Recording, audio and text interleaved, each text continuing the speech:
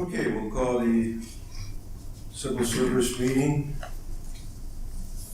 for Monday, September 13th, 2021 to order at 8:30 a.m. Roll call, please. Mr. Jasny. Here. Mr. Neese. Here. Mr. Taylor. Here.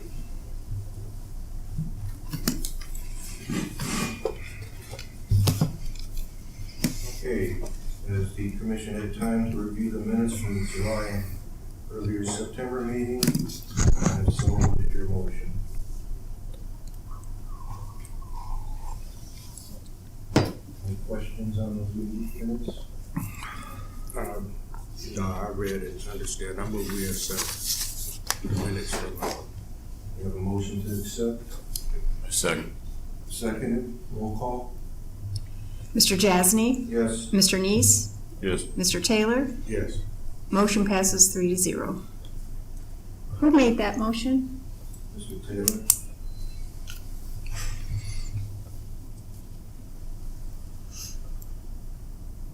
All right, public participation? Mr. Pike? Right. Matthew Pfeiffer, I'm the police patrol union representative. Good morning. I was a little reluctant to speak again on these topics, but was approached by multiple members with concerns over the previous meeting, so here I am. I'll begin with a recap from Mr. Taylor. At the September 2nd meeting, I reminded the commission that it rejected the proposed amendment to the calculation of seniority points back in 2019 because there was evidence of it disproportionately affecting officers with less than 10 years of service. The Twinsburg Police Patrol officers renew their objection to the proposed changes because of this and only support a change that would be fair and equitable. The City of Westlake similarly rejected an amendment brought forward by their mayor earlier this year, which would have changed the manner in which promotions were decided by their Civil Service Commission. Employees from both police and fire objected, and the commission rightly rejected the changes. I also spoke about the lieutenant's promotional exam and renewed the patrol officers' concerns that key leadership positions have been left vacant in the police department for far too long. To my knowledge, all the currently eligible sergeants for the lieutenant promotion just completed an assessment that was adequate enough for the chief of police position. So I don't see how a subjective practical assessment, one that everybody has already completed to be in their current position, is going to radically change any outcome. The decision to leave key leadership positions vacant, one now going on for 2 years, I believe is a poor one and has contributed to a toxic work environment and low morale felt by the frontline officers of this department. With that being said, we are hopeful that the leadership of Chief Mason will quickly right the ship, but we also feel that proactive steps need to be taken so something like this does not happen again. I ask that this commission consider adopting language to its rules and regulations consistent with the revised code section 124.44, police department promotions. This section reads in part, if a vacancy occurs in a position above the rank of patrol officer in a police department, and there is no eligible list for such rank, the municipal civil service or township civil service commission shall, within 60 days of that vacancy, hold a competitive promotional examination. After the examination has been held and an eligible list established, the commission shall forthwith certify to the appointing officer the name of the person on the list receiving the highest rating. Upon the certification, the appointing officer shall appoint the person so certified within 30 days from the date of that certification. If there is a list, the commission shall, when there is a vacancy, immediately certify the name of the person on that list having the highest rating, and the appointing authority shall appoint that person within 30 days from the date of that certification. And lastly, I just want to thank you for the work you're doing here and let you know that it's very important to us. This commission is one of, if not the most important committee in the city, and the decisions you make here have a great impact on the day-to-day lives of the employees. The city administration can advise you on their recommendations for things, but at the end of the day, you all have the sole authority to decide a course of action. And then I'll leave you with a quote that has really stuck with me over the past year and captures my candor. Society frowns at disagreeableness. As human beings, we are hardwired to seek the approval of those around us. Yet a radical and transformative thought goes nowhere without the willingness to challenge convention. Thank you, Mr. Pfeiffer. Any questions from the commission for Mr. Pfeiffer? Yes, I have a question, Mr. Pfeiffer. Yes. What was that, you said revised code? 124.44, and I have copies for all of you if you'd like it. Yes. I have a question for you. Thank you.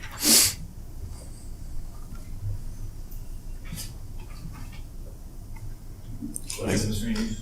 Yeah, I guess maybe to clear this up, Chief Basso, isn't there language in your contract that your promotionals are given captains 1 year, lieutenants the opposite year? Is that contractual? Yeah. Whether there's an opening or not, correct? Correct, that's the case for an civil service for not having meetings in 1 year. Do you know what that language is in their contract? Yes, I'm familiar with that language. We do not have similar language in either our patrol or our sergeant's contracts. Would that help take care of this issue? Well, the promotion civil issue? service rules and regulations would supersede that contract because I believe both our languages say that. No one. I'm just gonna stop it there. No. Well, not supersede, but both of the contract languages for our contracts, I believe, say something that would be consistent with the current civil service rules and regulations. Contract language in fire is established that way.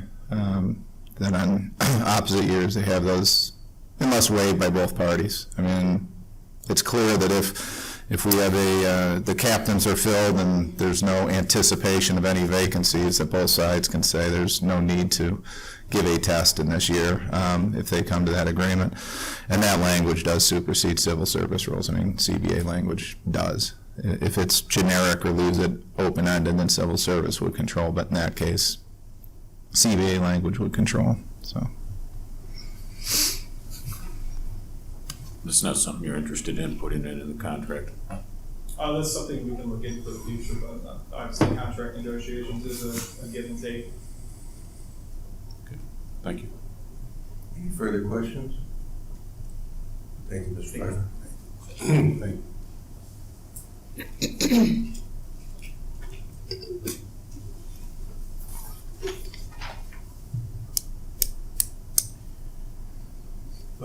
Mr. Brown, do we have a presentation from Pratco? You know, Franco is unable to be here today, but they do want to set up something with the commission. And so I will get that scheduled with the three of you and Sandy with Mr. Larry from Franco. Okay, thank you.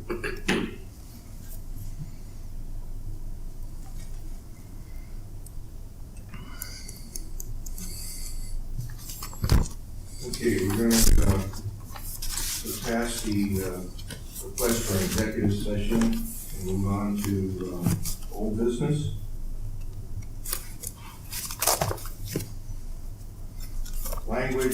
New language for seniority credit. Sometime back under civil service rules 13 promotions, there was a request to change some language regarding the seniority points. And after looking at them, I had one change regarding the verbiage, but nothing has ever been completed or decided upon in this category. Example, right now it would read for each of the first 4 years at 1%, for each of the next 10 years at 0.6%.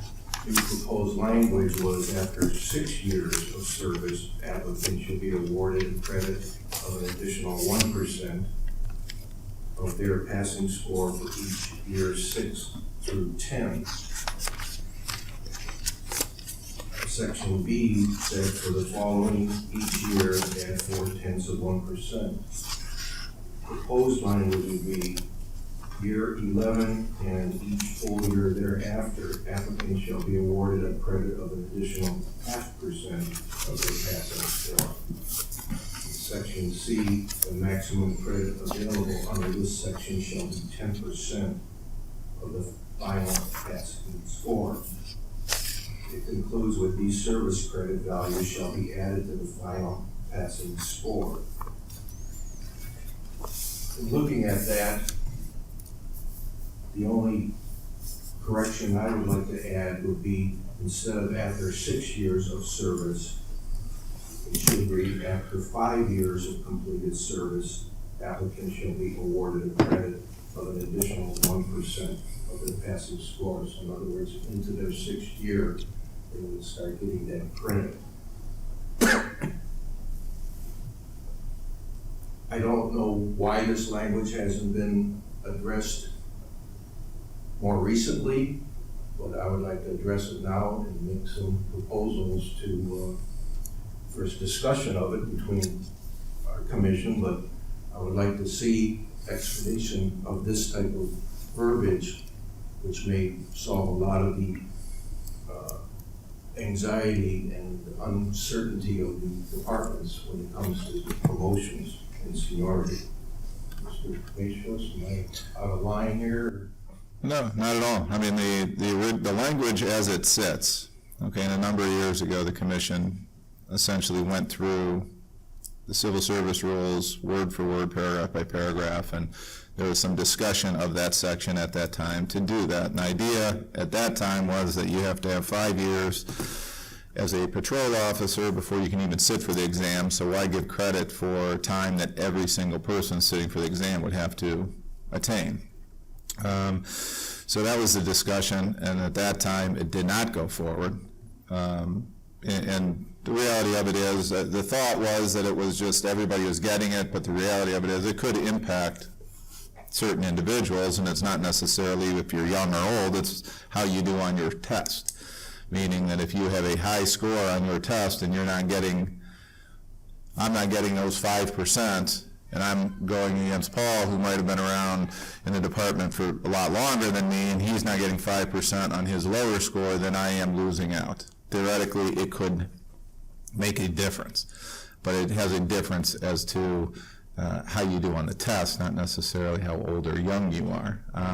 That being said, it really doesn't make a difference. We're not invested one way or another. It just seemed like an odd provision to have in civil service rules when the CBA provides you have to be a 5-year officer before you can even sit, and we're giving credit for just existing essentially. So that was the idea.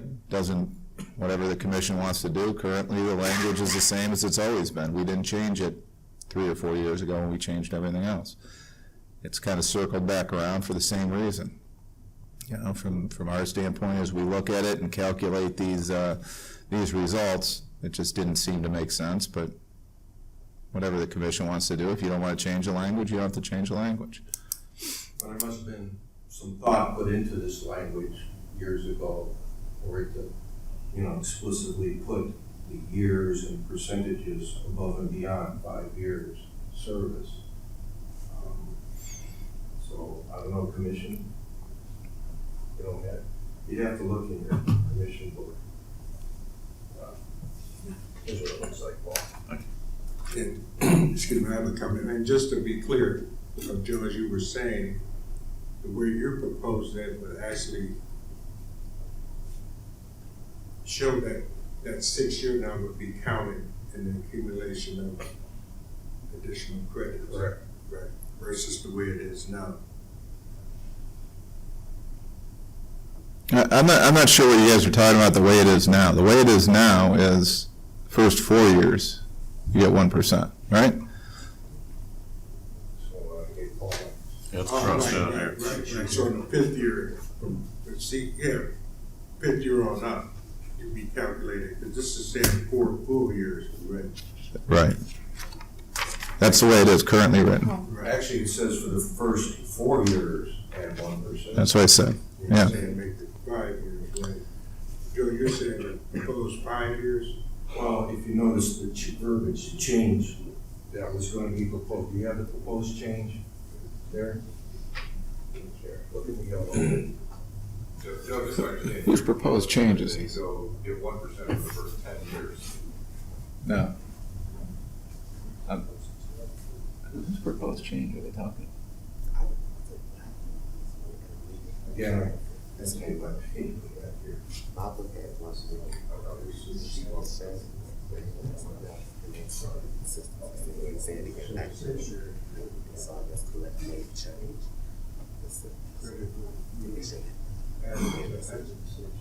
Yeah, they didn't change. Right? Okay. This is where it's like, Yeah. it's clear. After completion of 5 years. Okay, what you proposed, 5. Right. The proposal, whoever wrote this up said after 6 years of service, applicants shall be awarded a credit of an additional 1% of their passing score for each 6 through 10. I'm saying after 5 years, applicants should be awarded an additional. It's more wording than it is what's happening with the percentage scoring. You know, I can recall when this was being introduced to the commission, it was for a calculation, to make calculating of the points easier. That's what I, heard when this first came to the commission. Okay, but then, I think that's why we kind of held off, because we started to see the after effects that changing this could cause, like you said, for younger employees. Younger, but less senior, you're correct, less senior employees. And how results can be on the raw score at the end of each test. Yeah, that's where I remember this coming, and now just listening to Dave saying how it can have an effect on other people, a little more clear. Well, like I say, this was given to me, obviously this proposal was thought of years ago. Now it's back in front of me. So we either totally nix it and get it off the proposal, or we act upon it. In all fairness to what the seniority points that we distributed, calculated. So as the commission.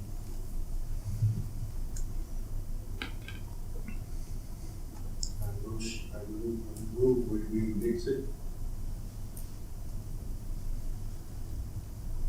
I think we ought to put it at 5 years, like you said. Yeah, but that's the proposed language.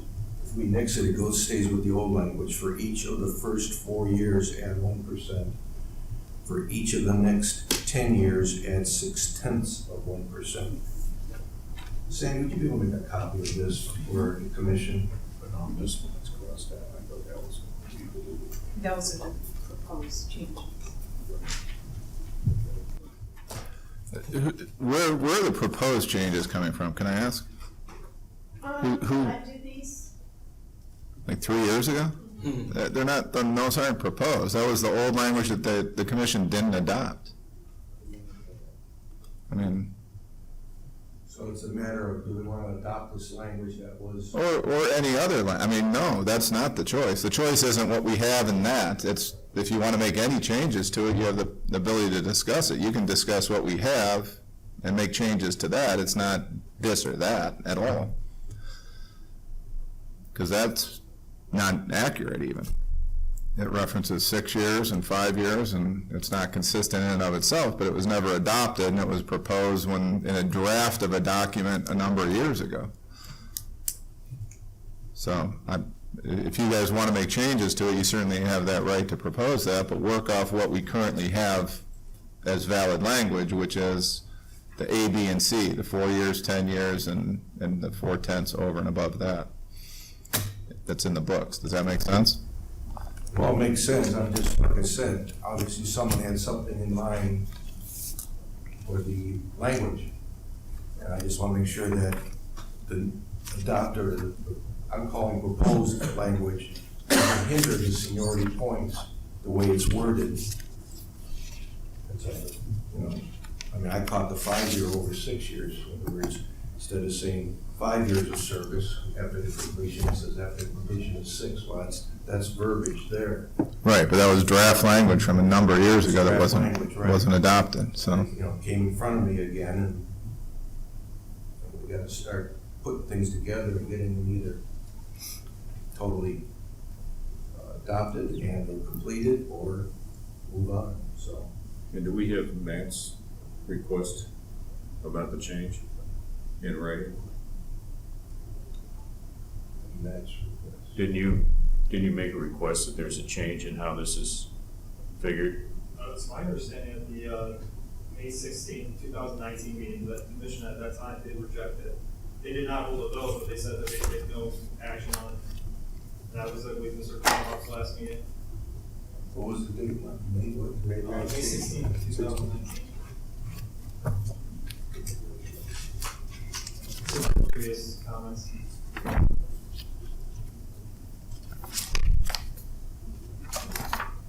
So this is something Dave, you're saying that if we wanted to adopt this language, we can just do it amongst the commission?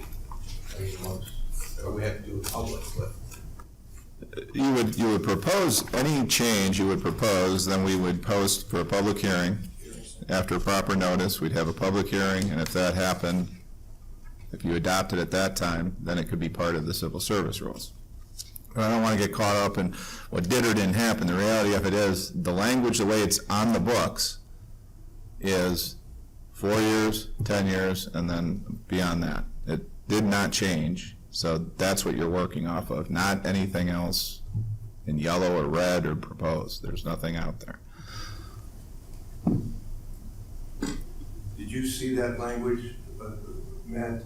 I did, and I objected to it back in 2019. And that's why the commission at that time rejected it, because I showed evidence using the current sergeant promotional data that it disproportionately affected officers with 10 or less years of seniority.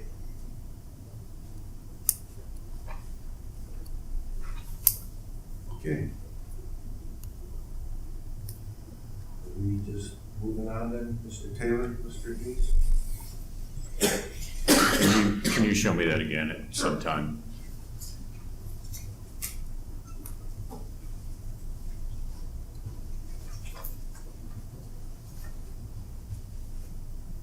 So this was Excuse me, Matt, we have a public hearing, so your private conversation doesn't really jive with what we're trying to accomplish here. You can't just... My fault. I'll talk to you about this then. Okay. Because before we make a decision on this, I want to make sure I understand what he's asking for. Well, I mean, the objection to it is that giving seniority credit negatively impacts less senior officers. Agreed. That's the whole idea of seniority credit. Whether you give them 1%, 4%, 0.4, 0.6, the senior officers are going to get more credit than the junior officers. So, if you want to do away with that, you do away with that. I mean, I guess I don't understand the logic. We all understand seniority credit gives credit to the more senior officers. So, right, so what are, and it seems to be that that's the fear. The heading is seniority. So, however you want to apply credit for seniority, we can do that. If you don't want to touch it, you leave it the way it is, which is as it's written. And that's perfectly fine. We've been operating under that for a number of years. But it still gives credit for seniority. Can he respond to that? It's not about him, actually. I mean, he can, it's your meeting, but it's not about Matt Pfeiffer. I understand that. But I guess I feel like ideas from other people would help me with this. If you guys want to seek input, you can seek input from anybody you want to seek input from. That's fine. It's going to apply, however you apply it, it's going to affect certain results to a certain degree because we're applying a different calculation. Whether you keep it the way it is, which is perfectly fine, it's still going to impact it if you didn't apply any seniority credit because we're giving seniority credit. So if I showed you a list simply based on the test scores and then applied the current seniority credit somebody could stand before you and say, this negatively impacts the less senior officers, right? As compared to no seniority credit.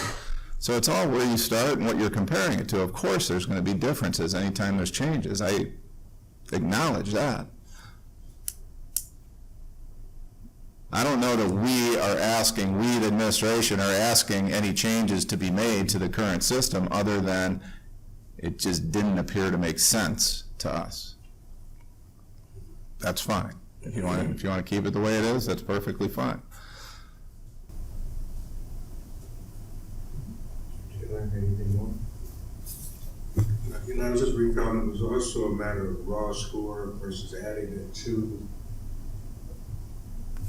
you know, the test score. There was a lot of different variables that played in the decision that we decided to just say, leave it the way it is. Like you said, I don't know, but when it came back, it was about the calculations, but, and to be honest, if the commission was more involved in the calculations, then maybe we would be able to understand how seniority, you know, the cause and effect of playing with the altering its language. But since, and I remember the chairman one time went back because there was an error in the calculation, and the chairman went back to see how it was done. But the commission, you know, as a body, we didn't get to play a part in that. You know, I know we have Prico now, we're going over the, you know, Cleveland testing. I mean, the more we know and understand how things play into promotion and getting hired, then the more awareness will be given to us, I would say. Anything else for these? No. All right. We'll move on. Thank you. New business. And introducing this, the new chief of police. And if, Mr. Brown, were you gonna do that, or Mayor, or? I mean, it's on the agenda, I gotta follow the rules. So after interviews, internal interviews here with the city, we're happy to present to the commission Chief Mason, who previously served as lieutenant here in the city of Twinsburg, who was sworn in on the 3rd day of Chief Noga's retirement, and I went in and go from there.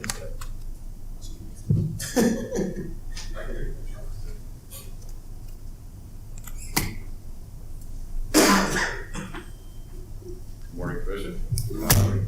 Yeah, we're excited to have Tom Mason take over as Chief of Police.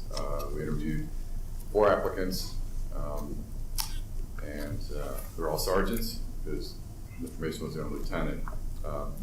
And I think that his leadership and his experience, especially over the last couple of years, really is what kind of set him apart from the other candidates. I mean, they were all very good interviews, all very qualified candidates. We're fortunate to have such great leadership in the department. And I think part of the timing of Chief Noga's retirement and some of the timing of, as Mr. Pfeiffer may have put it, some of the promotions that have been extended was also so that the incoming chief could have a chance to select his administrative staff underneath him.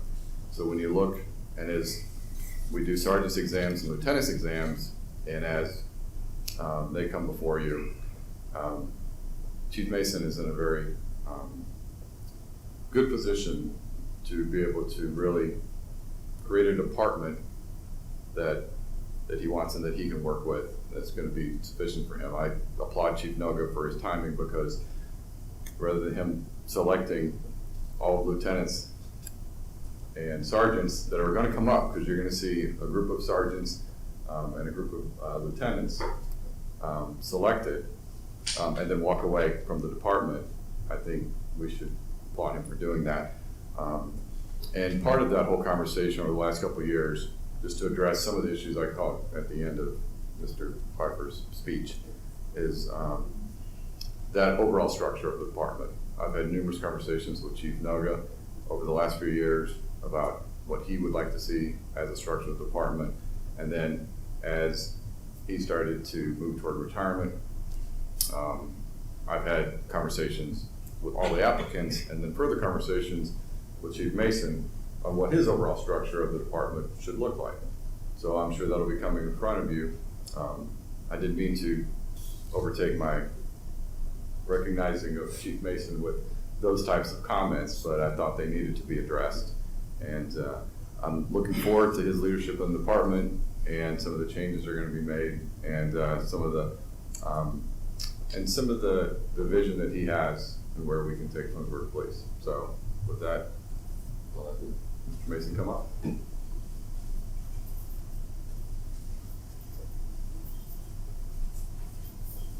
Morning. Good. I think what the mayor said was pretty encompassing.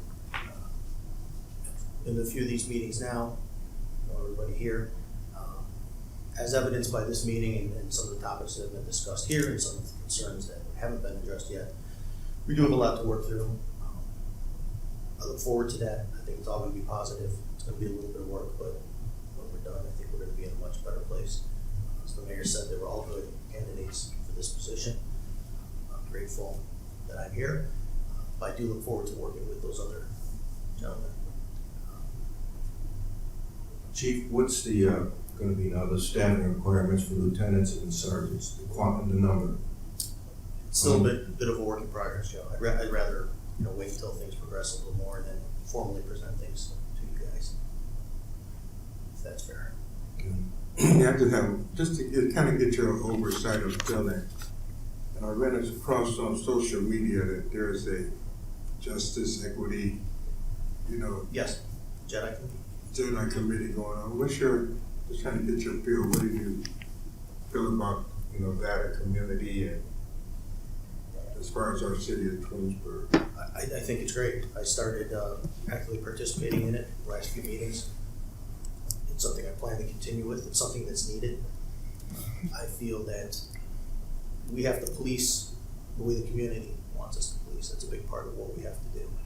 That's a big part of what I plan to do, is listen to the community. I think the Jedi Committee's fantastic. I think it's a great opportunity to hear the voice of the community, get their input, educate them on some of the things we do. They may not know. I know in some of the meetings I have been in, some of the committee members were quite surprised at some of the things we already do, things we have in place and have had for years. So it's I don't see anything but positive from it. I'm excited to keep working with it. I have to say, I listened to Jeremy at the last meeting and the active shooting. He said, I had no idea any of that. It was explained pretty, clear. Yeah, you get a lot of insight into our practices, our policies, procedures, things like that. I think if parents knew that you guys were training like that, I think they'd feel a little more comfortable, Sure. with their children. Sure, absolutely. So yeah, overall, I think it's a great thing. Look forward to continuing with it. Thank you. You're welcome. Congratulations, Chief. Thank you, sir. Congratulations. Appreciate it. Yeah, I think, I think what the mayor said, what Michael said is pretty encompassing. I look forward to moving on from here, working with you all. Okay, thank you. Thank you. Thanks.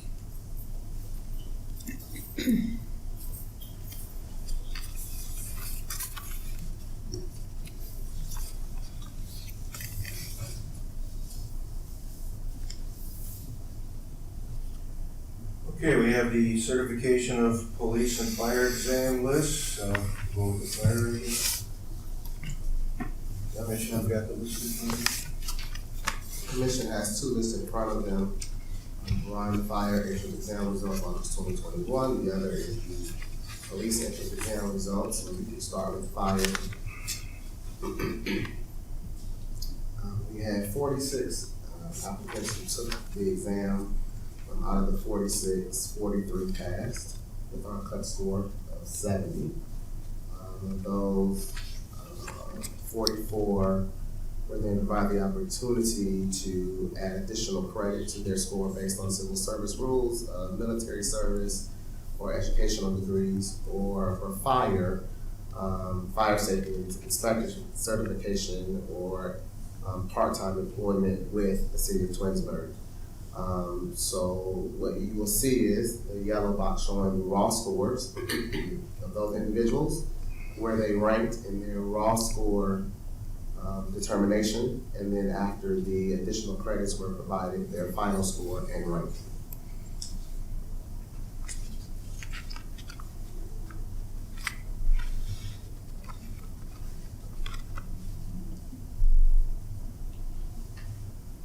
Commission, do you have any questions on the mayor's exam? Entrance exam results? I do not. Quick question. Are these the candidates that came from the, our new hiring practice with National Testing Network, yes, sir. I see the number of candidates here, I'm like, oh, wait a minute. Okay. Yeah, so you see their application date, the date they tested, and their application ID number. That's listed there as well. Okay. And that's it, thanks. Same thing in regards to the police entrance exam. We actually had 66 candidates who tested for police. Only 32, however, actually passed the test with our cut score of 70. Those candidates were then provided the additional credits for, again, military service and any educational degrees that they may have, as well as if they currently held already their OPATA certification. They were provided deadlines, both groups were provided deadlines to get that information in, and was fully aware of the civil service meeting on today. And so you again see a raw score toward the middle section of this spreadsheet, and then their final score and ranking to the far right. Mr. Brown, out of the eligible, just 2 have the OPATA? Only 2 turned in their certification. So there could have been more, but they did not meet the deadline of having that in before we certified this list. Commission, any question on the police? No. No. Taking the fire exam first, do I have a motion to certify, accept? I move we accept this list. I'll second.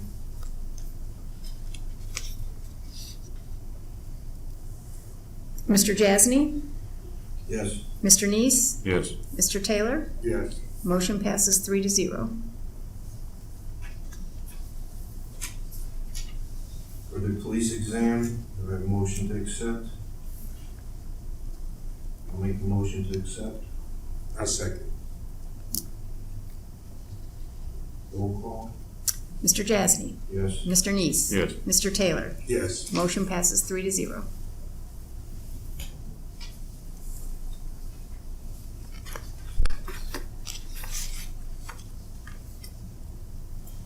Okay, do we have any miscellaneous out there? Commissioner, do you have anything? No. Mr. Brown, you all set? Thank you.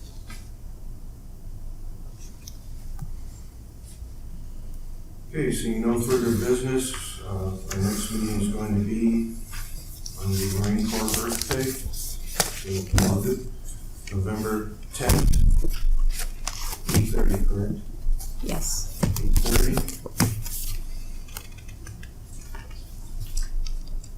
Do I have a motion to adjourn? I move we adjourn. A second. Roll call? Mr. Jasny, Yes. Mr. Neese, Yes. Mr. Taylor, Yes. motion passes 3-0. Adjournment, 9:10 a.m. Thank you all for attending.